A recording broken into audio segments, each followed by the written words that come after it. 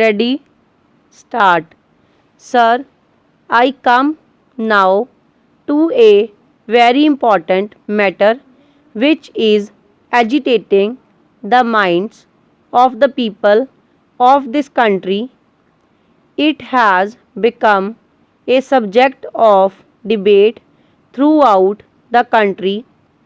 It is center state relations. The center state relations have got many aspects: the legislative, the executive, the political, and so on and so forth. I am not going to deal with them because that debate will continue in the House the day after tomorrow. I want to refer only to the financial aspects. Honestly speaking, the motive behind this question raised by some people is basically economic and financial.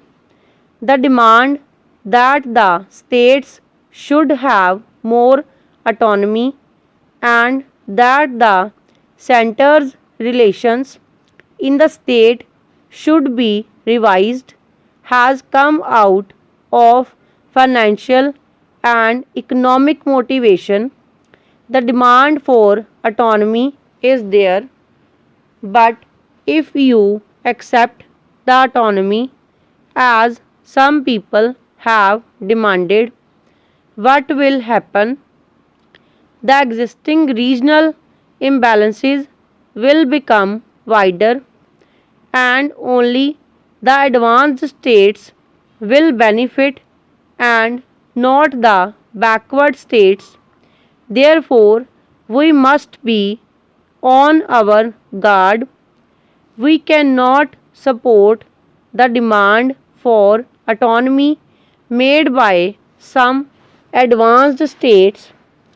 In that case, the advanced states will go forward and the backward states will become still more backward. Therefore, the question has to be examined from two angles: from the point of view of providing more avenues and opportunities to the states for resource mobilization, and at the same time we must examine from the point of view of moving towards reduction of regional disparities.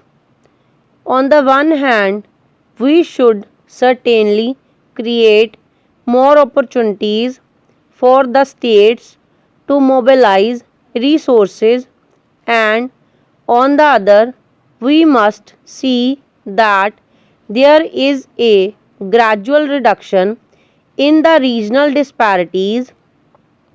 These are two objectives that have to be kept in mind when we discuss the question of regional autonomy. On the question of center state relations in the existing pattern, sir, the center is the dominant partner in financial distribution. I agree the center cannot be strong, but I also say that the states also must be strong. The center cannot be strong at the cost of the states, nor the states at the cost of the center, but must be strong. What is to be done? Because ultimately, whatever you plan, whatever you draft, whatever proposals you make, the ultimately implementation falls on the states at the grassroots level for all purposes. Sir, The seventh schedule should be revised in order to provide more avenues and opportunities to the states for resource mobilization.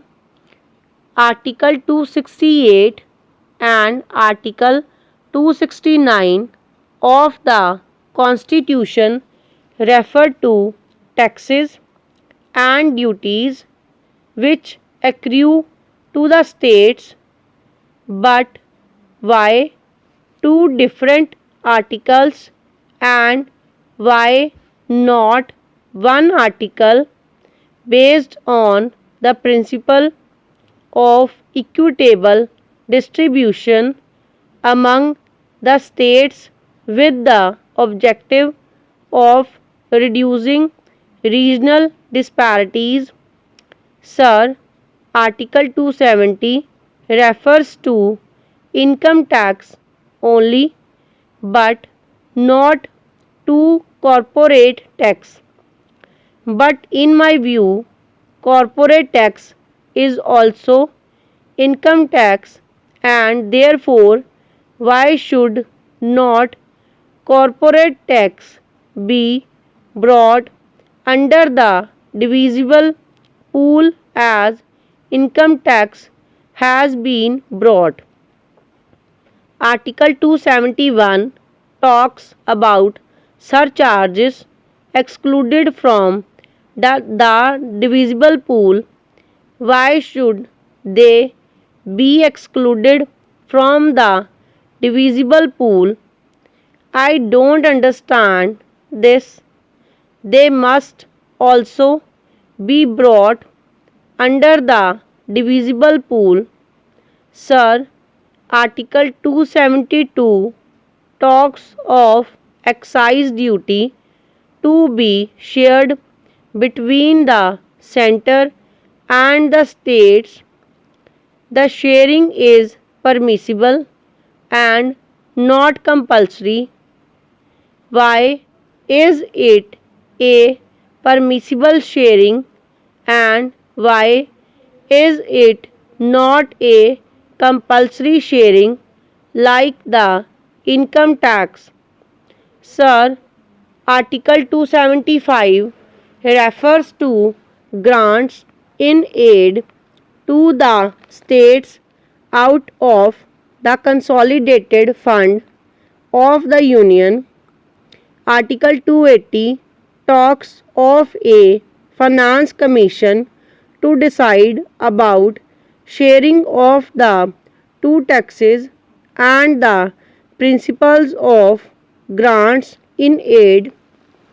Article 282 refers to grants from the Union to the states for any public purpose, and Article 292 refers to loans from the center to the states.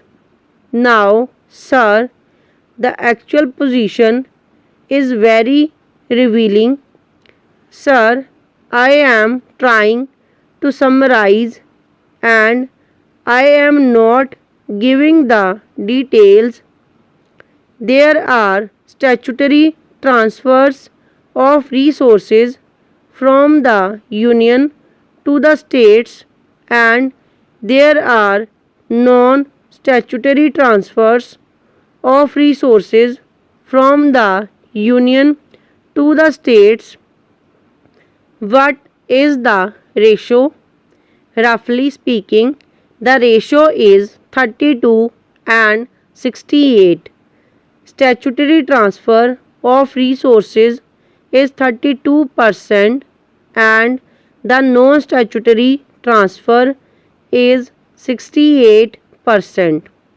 The statutory transfer is all right, but so far as non-statutory transfer of resources is concerned, it depends entirely upon the bureaucrats at the center. And why should they depend? on the whims and fancy of the bureaucrats at the center. This is the vital point, and this covers revenue receipts and capital receipts all together. Approximately the two-thirds of the total funds to be shared by states are transferred on the whims of the officials. Stop over.